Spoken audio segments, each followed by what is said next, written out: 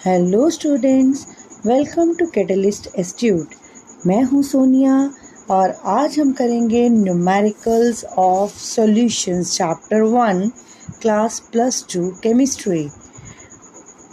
तो आज हम इसके न्यूमेरिकल्स करने जा रहे हैं। इसका थ्योरेटिकल पार्ट हम पिछली कुछ वीडियोस में कवर कर चुके हैं, अगर नहीं देखी तो ज़रूर देखना। आज हम कर रहे हैं एनसीईआरटी एक्सरसाइजेस के कुछ न्यूमेरिकल्स, कुछ इंपॉर्टेंट क्वेश्चंस जो आई थिंक आपकी सारे डाउट्स को क्लियर कर सकते हैं। तो इसका पहला question, concentrated nitric acid used in laboratory is 68% nitric acid by mass in aqueous solution. What should be the molarity of such a sample of the acid if density of solution is 1.504 ग्राम पर millilitre. अब सबसे पहली बात, इसमें क्या बताया गया? इसमें कहा गया 68% नाइट्रिक एसिड। इसका क्या मतलब है? इसका मतलब अगर नाइट्रिक एसिड यानी HNO3 जो कि सॉल्यूट है, हमने कहा था सॉल्यूशन में दो चीज़ें हैं, एक सॉल्यूट एक सॉल्वेंट। सॉल्यूट जो लेस होता है, सॉल्वेंट मतलब जो ज़्यादा हो। तो 68% का मतलब है 68 ग्राम ये सॉल्यूट है जिसका जो है नाइट्रिक एसिड यानी HNO3। और इसका मतलब अगर इसका मास इतना है तो पूरा सॉल्यूशन कितना होगा? सॉल्यूशन का मास क्या होगा? वो होगा 100 ग्राम्स। परसेंट का क्या मतलब है कि 100 के ऊपर 68 है, जितना भी परसेंट है वो 100 पे जा रहा है बेस। तो अगर आपको ये पता है तो अब मोलर मास आप लोगों को पता है HNO3 का मोलर मास, इसे हम कैपिटल M से शो करेंगे। कैपिटल M मोलर मास होता है, ये है हमारा स्मॉल m। अब मोलर मास जो है HNO3 का वो कितना होता है?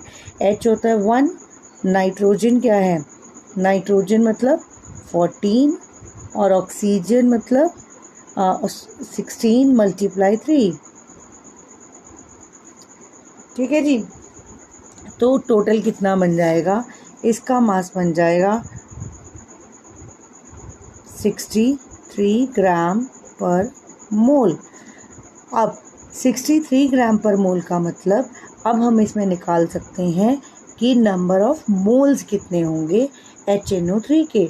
तो नंबर ऑफ मोल्स जिसे हम N कहते हैं उसका क्या फॉर्मूला है? उसका फॉर्मूला है small m over capital M, मतलब given mass over molar mass. अब गिवन मास कितना है? 68। मोलर मास कितना है? 100। तो सॉरी, मोलर मास 100 नहीं, मोलर मास हमने निकाला है अभी 63, दिस वन। तो मोलर मास है 63। तो अब हमारे पास इसके साथ मोल कितने आ जाएंगे? 1.079 मोल्स। अब हमें दी गई है इसमें डेंसिटी, हमें इसमें क्या दिया गया है? Density. Density of solution is this. अब आप लोगों ने पढ़ा होगा डेंसिटी क्या होता है। डेंसिटी का फॉर्मूला है मास अपॉन वॉल्यूम। अब हमारे पास डेंसिटी कितनी दी गई थी? 1.079। तो वॉल्यूम कितना हो जाएगा इस पेज पर? वॉल्यूम होता है मास अपॉन डेंसिटी, यानी कि मास था पूरा सॉल्यूशन का 100, डेंसिटी थी 1.079। तो हमारे पास कितना वॉल्यूम डेंसिटी हमारी थी? 1.504। Oh, I am writing the wrong thing, that is 1.504। तो इसकी डेंसिटी हो जाएगी 1.504 और हमारे पास आंसर आ जाएगा इसका 66.5 ml, और you can say it as 0.0665 litres. अब हमें क्या निकालना है इससे? हमें निकालनी है इसकी, क्वेश्चन में क्या पूछा गया है? What should be the molarity. अब मोलैरिटी का क्या फॉर्मूला होता है? मोलैरिटी का फॉर्मूला होता है number of moles of solute यानी कि NB over volume of solution in litres. तो हमारे पास नंबर ऑफ मोल्स कितने आए थे? 1.079 मोल। तो 1.079 ओवर वॉल्यूम क्या आया था? 0.0665। तो ये हमारा आ जाएगा इससे आंसर। कितना आंसर आ जाएगा आपका? ये बन जाएगा 16.23 मोलर मतलब मोलैरिटी। इसकी मोलैरिटी कितनी आ जाएगी 16.23। इट्स वेरी सिंपल, जो भी परसेंटेज में दिया गया है यानी कि वो 100 अगर सॉल्यूशन है उसमें से उतने ग्राम सॉल्यूट है जितने भी परसेंटेज दी गई है। अब मोलैरिटी निकालनी थी, डेंसिटी दी हुई थी, मोलैरिटी के लिए हमें चाहिए होते हैं मोल्स और वॉल्यूम हमें पता नहीं था, तो वॉल्यूम के लिए हमें दी गई थी डेंसिटी। हमने मास अपॉन डेंसिटी करके वॉल्यूम पहले निकाला और उसके बाद हमने निकाल ली उसकी मोलैरिटी। अब आते हैं अगले क्वेश्चन पे।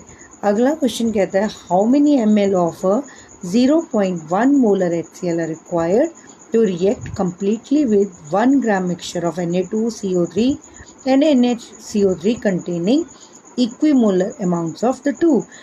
अब HCl क्या है? HCl हो गया हाइड्रोक्लोरिक एसिड। अब इसमें दो चीज़ें हैं, एक है Na2CO3, एक है NaHCO3। मतलब Na2CO3 होता है सोडियम कार्बोनेट, NaHCO3 होता है सोडियम बाइकार्बोनेट। हमें चाहिए क्या इसमें?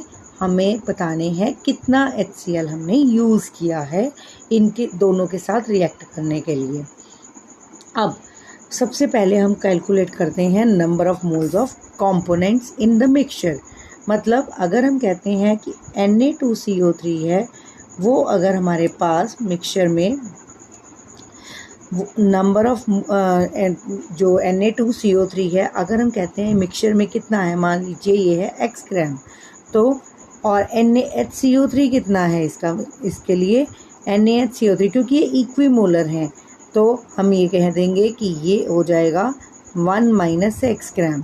मतलब अगर टोटल हमारा मिक्सचर जो है 1 है, तो अगर x हमारा Na2CO3 है तो NaHCO3 हो जाएगा 1 माइनस x। तो दोनों का मोलर मास निकाल लेते हैं। अब इसका मोलर मास Na2CO3 का कितना होता है 2 into 23 in plus 12 plus 3 into 16, तो ये मोलर मास आ जाएगा 106 ग्राम पर मोल। इसी तरह से हम मोलर मास निकालते हैं NaHCO3 का।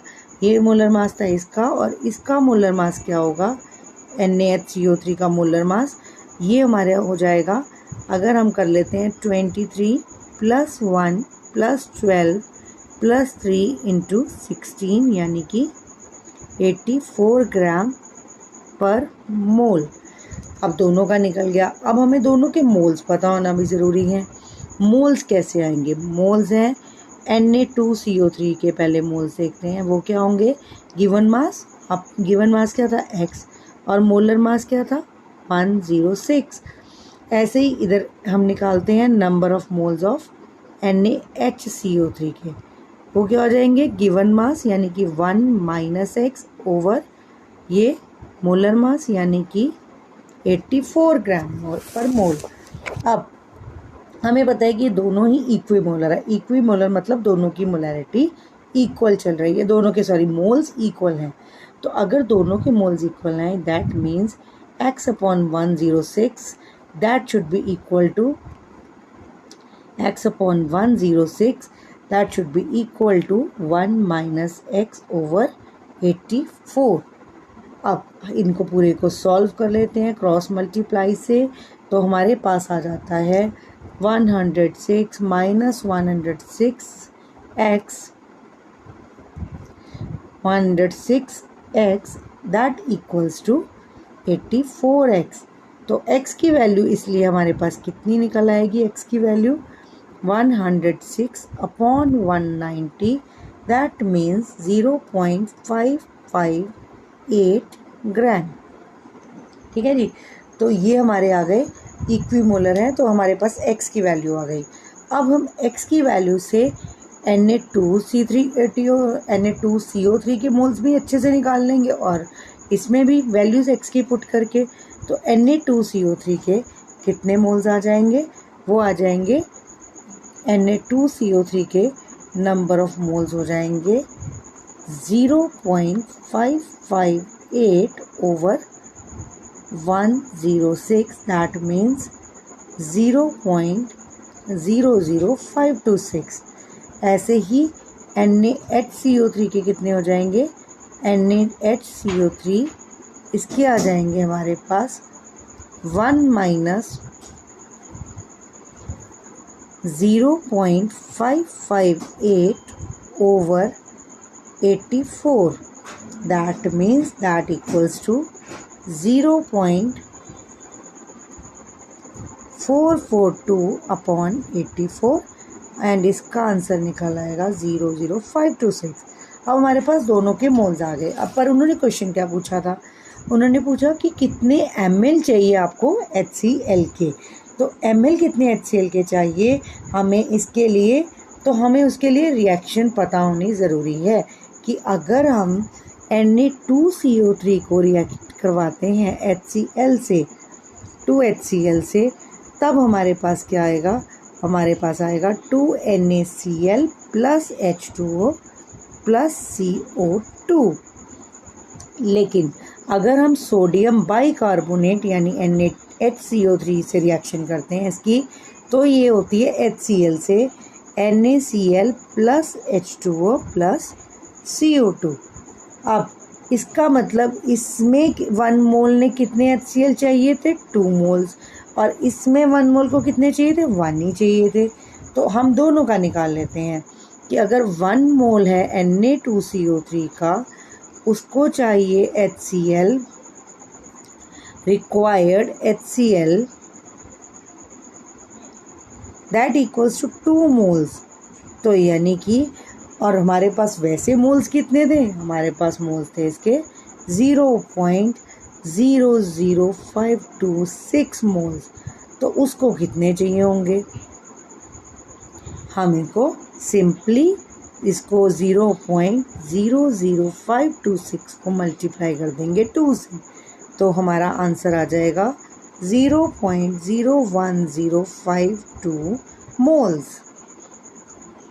ऐसे ही दूसरे का निकाल लेते हैं कि अगर 1 मोल है NaHCO3 का, उसको चाहिए NaHCO3 को चाहिए हमारे कितने मोल चाहिए, 1 ही चाहिए, रिक्वायर्स HCl, तो उसको कितना चाहिए, 1 मोल चाहिए।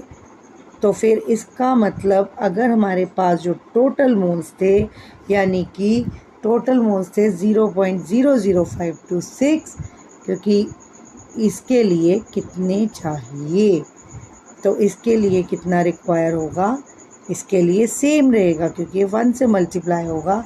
और टोटल कितना फिर चाहिए, उन्होंने टोटल पूछा था, टोटल के लिए आप दोनों को इसको और इनको प्लस कर देंगे, तो आपका आंसर आ जाएगा 0.01052 plus 0.00526, it gives you answer as 0.01578 moles। It's very simple. पहले आप मोलर मास को मान लीजिए क्योंकि दोनों में दिया नहीं गया। अगर एक x है तो दूसरा 1 माइनस x है, उसके साथ आप दोनों का मोल्स निकाल लो, और मोल्स निकालने के बाद आप दोनों को इक्वी मोलर, मतलब दोनों को इक्वल मोल्स के साथ रख के फिर आप उसमें से x की वैल्यू निकालिए। x की वैल्यू फिर आप पुट करके दोनों के मोल्स, ओरिजिनल मोल्स निकाल लीजिए, और फिर दोनों के लिए रिएक्शन लिखिए HCl के साथ कैसे उन्होंने रिएक्शन की।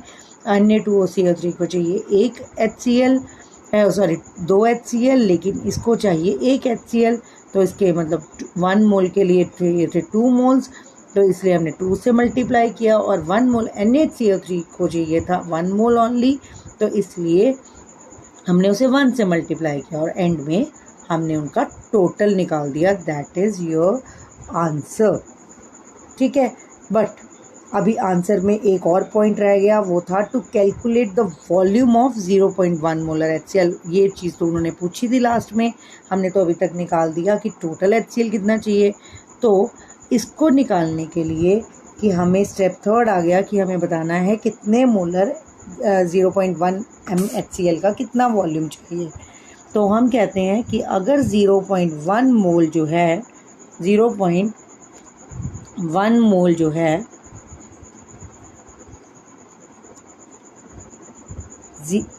किसका 0.1 मोलर HCl का अगर वो प्रेजेंट होता है, अगर वो प्रेजेंट है 100, अगर वो एक प्रेजेंट हो रहा है 1000 ml HCl में, 1000 ml HCl में प्रेजेंट होता है, तो 0.01578 कितने जो मोल है वो कितने HCl में होंगे? 1000 अपॉन, आपको पता होगा 1 लीटर में 1000 ml होते हैं, तो हम उससे निकाल रहे हैं, अपॉन 0.1 इंटू 0.01578, तो हमारा आंसर आ जाएगा 157.8 ml।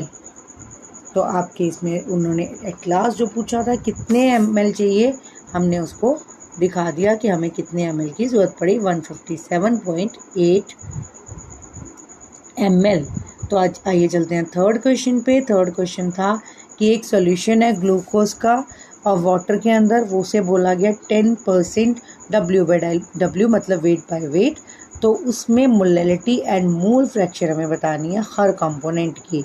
डेंसिटी दे रखी है तो मोलैलिटी भी बतानी है। अब 10%, आई टोल्ड यू 10% क्या होता है, इसका मतलब कि जितना भी टोटल सॉल्यूशन है, मतलब अगर 100 ग्राम है तो उसमें ग्लूकोज कितना होगा? 10%। तो 10 यानी कि 10 ग्राम ग्लूकोज है 100 ग्राम ऑफ सॉल्यूशन में। तो अगर 10 ग्राम ग्लूकोज है 100 ग्राम सॉल्यूशन में, 100 ग्राम सॉल्यूशन में, तो इसका मतलब उसमें वाटर कितना होगा, यानी कि वाटर कितना हो जाएगा? 100 टोटल सॉल्यूशन था, 10 ग्लूकोज है, तो 90 ग्राम क्या होगा? वाटर। और वाटर का अगर हम केजी में लिख देंगे तो बन जाएगा 0.090 kg ऑफ वाटर। अब दोनों के फिर से वही काम करेंगे, हम मोलैलिटी निकालेंगे सबसे पहले, मोल्स निकालेंगे, मोल्स क्या होंगे? अब ग्लूकोज का जो मोलर मास है वो होता है 180, तो हम ग्लूकोज का पहले निकालते हैं। मैं इसको यहाँ फॉर्मूला लिख रही हूँ C6H12O6। तो इसके लिए हम निकालते हैं small m over capital M, मतलब कि given mass over molar mass. तो इसके मोल्स निकल आएंगे 0.0555 मोल्स। अब हमें ऐसे ही निकालने हैं वाटर के। वाटर था हमारे पास 90 ग्राम्स, यानी 90 अपॉन 18 होता है वाटर का मोलर मास, तो इसके आगे 5 मोल्स। तो अब मोलैलिटी का फॉर्मूला क्या था? मोलैलिटी को हम दिखाते हैं, डिनोट करते हैं स्मॉल m से। मोलैलिटी का फॉर्मूला होता है number of moles of solute, यानी कि हमारे मोल सॉल्यूट के कितने हैं? 0.0555 moles over molar mass of solvent. और मोलर मास कितना है सॉल्वेंट यानी कि वाटर का? तो वो है 0.090 kg। हाँ, याद रखना इसमें हम सॉल्यूशन का नहीं ले रहे हैं, हम सिर्फ मास ले रहे हैं सॉल्वेंट का, हम वॉल्यूम ऑफ सॉल्यूशन नहीं लेते मोलैलिटी में। तो इससे इसका आंसर आ जाएगा 7।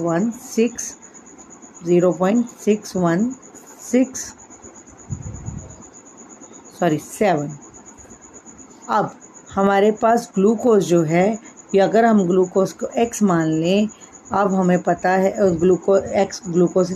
मोल फ्रैक्शन ऑफ ग्लूकोज को अगर x मान लें, तो मोल फ्रैक्शन ऑफ ग्लूकोज क्या होगी? यानी कि number of moles of glucose over mass of glucose over this total, means 5 plus 0.0555। तो ये हमारा आ गया इसका मोल फ्रैक्शन का फॉर्मूला। तो इसका आंसर आ जाता है 0.01।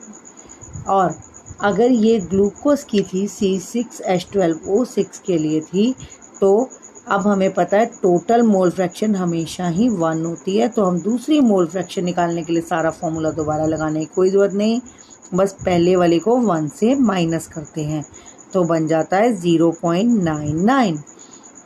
अब हमें पता है कि अगर इतनी मोल फ्रैक्शन आ गई, अब हमें डेंसिटी दी गई थी 1.2 ग्राम पर ml, तो हम डेंसिटी है हमारे पास, तो हम क्या निकालेंगे, उसका वॉल्यूम निकालेंगे, जैसे मैंने पिछले सम में भी करके दिखाया था। तो वॉल्यूम कैसे निकलेगा, वॉल्यूम आएगा 100 यानी कि मास अपॉन 1.2 यानी कि डेंसिटी मास अपॉन डेंसिटी निकलेगा वॉल्यूम 83.33 ml यानी कि 0.08333 लीटर्स। तो अब उसने एंड में हमसे पूछा था, जब ये सब कुछ निकाल लिया तो हमें ये बताइए मोलैरिटी क्या होगी। मोलैरिटी का क्या फॉर्मूला होता है, number of moles of solute यानी कि 0.555 over total volume in litres. तो हमारा आंसर आ जाएगा 0.67 मोलर। ठीक है जी, understood. I hope these questions are very very easy, you can do it easily. अब इसमें तो ऐसा कुछ नहीं है जो किसी को भी मुश्किल आ रही हो देखने में समझने में, अगर लेकिन फिर भी अगर आपको लगता है कि आपको ये मुश्किल आ रही है तो आप मुझे कमेंट सेक्शन में ज़रूर लिखिएगा ताकि मैं उसको आंसर कर पाऊँ। तो अगला क्वेश्चन पे आते हैं। An aqueous solution of 2% non volatile solute exerts a pressure of 1.004 बार। मतलब ये आपको प्रेशर भी दिया गया है, 2% सॉल्यूशन नॉन वॉलेटाइल है सॉल्यूट, और इसका एट नॉर्मल बॉइलिंग पॉइंट। तो मोलिकुलर मास निकालना। मोलिकुलर मास के लिए हम क्या करते हैं, पहले हमें चीज़ें क्या पता है, हमें पता है कि वेपर प्रेशर जो होता है प्योर वाटर का वो क्या होता है, वो होता है 1 एटमॉस्फेयर। 1 एटमॉस्फेयर किसके इक्वल होता है, 1.013 बार। ये आपको पता होना चाहिए। अब वेपर प्रेशर ऑफ सॉल्यूशन कितना है, सॉल्यूशन का वेपर प्रेशर क्या है, वो आ जाएगा, यानी कि हम इसको PS भी लिख सकते हैं। ये हो जाएगा जो दे रखा है क्वेश्चन में, यानी कि 1.004 बार। तो अब आपको ये पता है। और मास ऑफ सॉल्यूट कितना है, मास ऑफ सॉल्यूट यानी W2। अब W2 कितना है, मास ऑफ सॉल्यूट क्या है, W2 या WB जो मर्जी कह लीजिए, ये है 2 ग्राम्स। तो मास ऑफ सॉल्यूशन कितना हो जाएगा, पूरे सॉल्यूशन का मास 100। मैंने शुरू से सभी क्वेश्चन से बताया, परसेंट का मतलब टोटल 100 है तो उसमें से 2 इसका। तो मास ऑफ सॉल्वेंट कितना हो जाएगा, मास ऑफ सॉल्वेंट कितना हो जाएगा, अगर ये WB से हम इसको शो कर देते हैं, आपको इजी रहेगा याद रखने में। अगर ये WB है सॉल्यूट, और तो WA कितना हो जाएगा, वो हो जाएगा 100 - 2 यानी कि 98 ग्राम। अब अगर हम रॉल्स लॉ पर इस पे अप्लाई करते हैं, रॉल्स लॉ जो हमें वेपर प्रेशर के लिए बताया गया था, उसके लिए क्या फॉर्मूला था, P0 - PS over P0 that equals to N2 upon N1 plus N2। और N2 अगर अब ये, क्योंकि अब आप देख रहे हैं सॉल्यूट तो सिर्फ 2 ग्राम है और ये बहुत ज़्यादा है, तो ये क्या हो गया सॉल्यूशन, वेरी वेरी डाइल्यूट। तो जब इतना डाइल्यूट हो जाता है तो हम सॉल्यूट के मोल्स को नेग्लिजिबल कर देते हैं टोटल सॉल्यूशन में से। ऊपर वाला तो रहेगा, लेकिन नीचे जो सॉल्यूशन का पूरा था उसमें से हम उसको N2 को हटा देते हैं, मतलब हम उसको नेग्लिजिबल मानते हैं। तो हमारे पास N2 का फॉर्मूला क्या होगा, WB, हम B ले रहे हैं तो हम B और A ही लेंगे ताकि हमें इजी रहे। तो हर जगह पर हम BA ले रहे हैं।